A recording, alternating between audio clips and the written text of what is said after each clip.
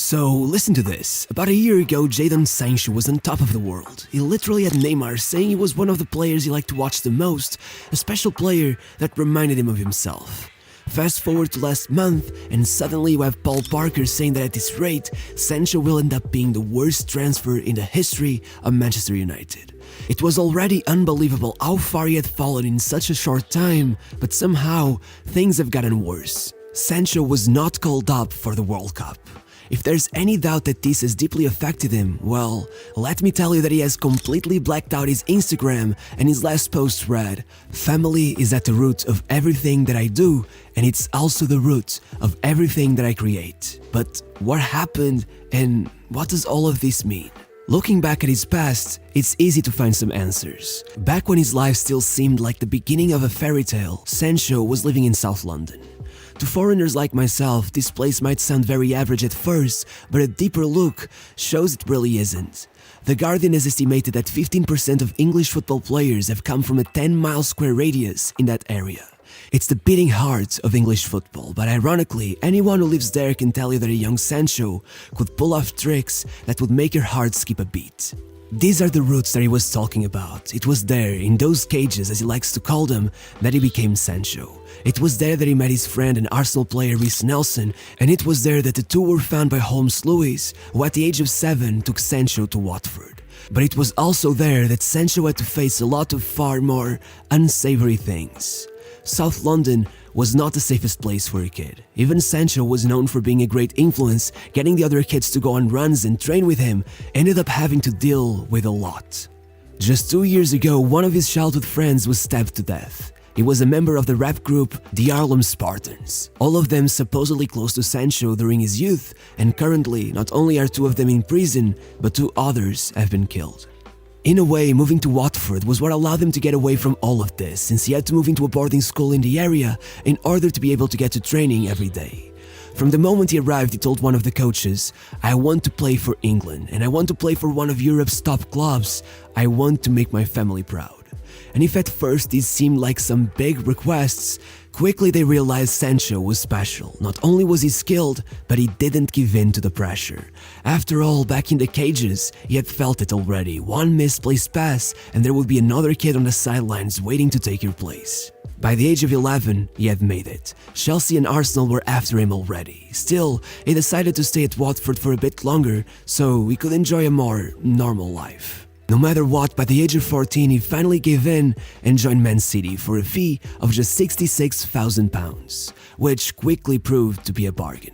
Sancho was completely obsessed with snatching every Player of the Tournament award he could, and while many of the players partied all weekend, he would travel to London every time to see his family. As ironic as it may seem, it was this willingness to take on more responsibility that proved fatal for Sancho's time at City. Impressed with his attitude, Guardiola called him up for the senior training sessions after he turned 17, assuring him he would get the game time he deserved, but in reality, it never came. While negotiating his contract renewal, problems arose as they discussed his wages, and suddenly, the squad was getting on a plane to the USA without him. Sorry for interrupting the video, but there's something I gotta show you. First of all, many of you are still probably seeing my face for the very first time, so if you're one of those, hi. This is me. So pretty much, I've created a second channel. For the last week or so, I've been posting there every day. So if you're struggling to keep up with the World Cup, cause you know, it's 4 matches a day, it gets tough, or maybe you would enjoy watching me cry about Jadon Sancho and his dinosaur age tactics, well, if any of that sounds good to you, just go over there and subscribe. I promise it's worth it. If you like the videos on this channel, you're most definitely gonna like the videos on that one. So yeah, thanks a lot, I'll see you there, and go back to the Sancho video, it's a pretty good one.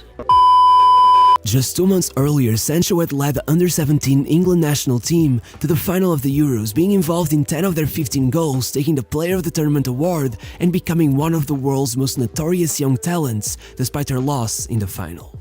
But still convinced he would not be afforded any game time in a squad as stacked as Man City, he decided to turn his back on the club and look for somewhere else to shine. That place was Dortmund. After a £10 million transaction, Sancho entered the greatest chapter of his career. Surrounded by the likes of Götze, Royce, Pulisic and Alexander Isak, Sancho was brought in hopes of replacing Dembele, who is now off to Barcelona, even taking his number 7. And after half a year playing mostly with our youth squad, he was given his first start for the main team. Still, he had to deal with 3 injuries over that period, and it was only in the next season that he was catapulted into world-class status. At first he was just supposed to be kept in a secondary role, but then Christian Pulisic went through 5 different injuries in a single season, forcing Sancho to switch sides and take on a role as a right winger. The thing is, he was so good at it that after, even if Pulisic was fit, Sancho would be the one to play regardless, and from that moment on, it took off. In October, he was the league's player of the month. Funnily enough, at the same time his childhood friend Reece Nelson, who had now moved to Offenheim, was named Rookie of the Month. In November, he got his international debut with England. By April, he had become the Bundesliga's youngest ever player to score 10 league goals, and by the end of the season, despite Dortmund falling behind Bayern Munich in the later stages, Sancho finished the campaign as the top assist provider and the player with the second most goal contributions, only behind the great Robert Lewandowski. That was 13 goals and 20 assists despite playing just 2,900 minutes, 1 contribution every 89 minutes at just 19 years old. However, if anything he had done so far was minimally impressive, his start to the new season made sure it all looked meaningless. He started the year with a goal and an assist in a 2-0 win over Bayern to steal the Super Cup from the Giants, and by Christmas, Sancho had scored 12 and assisted another 12, a contribution every 75 minutes, which impressively wasn't enough to warrant him any award, placing second in the Golden Boy in favor of João Felix and second in the Copa Award behind Matthias de Ligt. Still, even if he didn't get an award for Christmas, he got something else even better. Erling Haaland joined Borussia Dortmund. At first, his impact on Sancho wasn't all that incredible, with a bunch of things coming in a way. The pandemic. Kind of ironic that I coughed, huh? But as I was saying, about a year after Haaland's arrival, they popped off. Over the second half of the season, Sancho was involved in 24 goals as Dortmund managed 11 wins in a row, and among all of this, their performances in the German Cup were by far the most impressive, with Sancho getting 10 goal contributions in 6 matches, with the duo getting 2 goals each in the final against Leipzig to win their first major trophy and only the club's second in a space of 9 years. In fact, before that final, Gerd Müller had held the record for youngest player to score a brace in the German Cup for 54 years. And they both broke it that day. And trust me, that wasn't the only record that was broken by Sancho that year. He became the youngest ever to reach 50 goals in the Bundesliga and also the fastest to do it in just 99 matches. And if that's not enough, with his 17 goals and 16 assists in the Bundesliga, he became the first Englishman since Matt Le Tissier in 1995 to get more than 15 goals and 15 assists in a league season. He had proved to everyone that his talent was immense, that he was undeniable, except for the fact that this is the exact moment when Gareth Southgate decided to deny him of any proper game time, providing him with only 97 minutes at the Euros, despite the fact that prior to the tournament, he had assured the media that players would be picked solely on form. And since Sancho's form was pretty much out of this world, it begs the question, who was possibly doing better than him? Over the months prior to the tournament, Rashford had slowly entered the worst period of form of his career. Sterling had scored a single goal in 4 months for his club and was repeatedly being benched in the Champions League. Saka was yet to blossom into the player he is now, and just like Sterling had scored only 1 goal in 4 months, and Grealish had missed 12 out of Villa's last 16 league matches through injury. When asked why Sancho wasn't playing, Southgate only said, "We have more explosive options and Sancho is young, experiencing a big tournament for the first time." But well, Saka was younger and less experienced at the international stage, pulling far inferior numbers than those of Sancho at the time, and still got 3 times more game time than him. If the lack of game time wasn't already infuriating enough for Sancho, then Southgate had the brilliant idea of bringing him on in the final 1 minute before the end of extra time, forcing him into the penalty shootout and putting the destiny of his entire country on his shoulders. Something that apparently he was now old enough and experienced enough to handle without even a proper warm-up.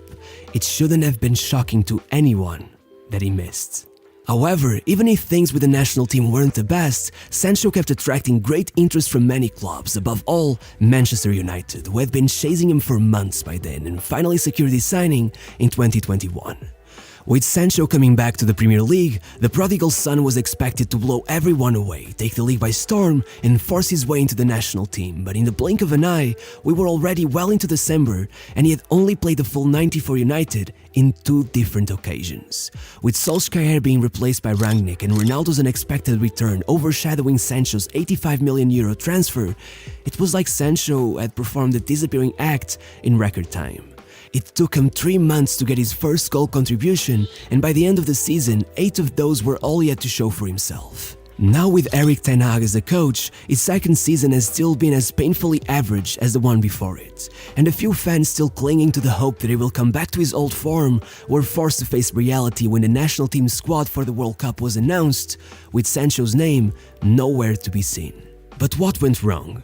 First of all, it's time to face the fact that the numbers he hit at Dortmund could not be easily replicated anywhere else. They were as much a result of Sancho's talent as they were a result of the perfect fit between their setup and Sancho's profile as a player. In short, it was like Dortmund had been built for him, which was made evident by the way he went from greatly outperforming his expected goals to substantially underperforming at United. It makes sense. Haaland was lethal, fast and left-footed, which meant he was perpetually ready to receive Sancho's through passes and convert them into assists.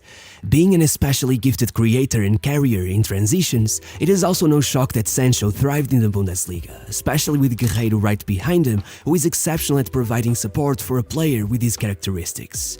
While at United, not only does the league's playstyle not provide him with the same game scenarios in which he excels so frequently, but the players around him are in no way conducive to his playstyle. None of the fullbacks, especially new signing Malacia, are able to or have been instructed to play in any way resembling Guerreiro's style. Ronaldo up front is nowhere near as mobile as Haaland, and even Bruno and Eriksen are far more passive than Bellingham and Marcus Royce, far more likely to stay behind and hope for their own opportunity to cross into the box than to play 1-2s with Sancho attempting to pierce the opposition's defense, which is why he keeps repeatedly passing backwards. Things seem hopeless. Especially with Haaland now moving to the same city as Sancho, it must be heart-wrenching for him to watch from afar as his old partner completely takes over the league he's been incapable of even leaving his mark on. With the total cost of his contract rounding up to €150 million, it is clear why the fans seem so determined to find answers. But if it serves you of any consolation, at least it seems he's also as determined as ever to fix up, adapt and get back on top, as he's been constantly spotted in private training sessions ever since the World Cup began.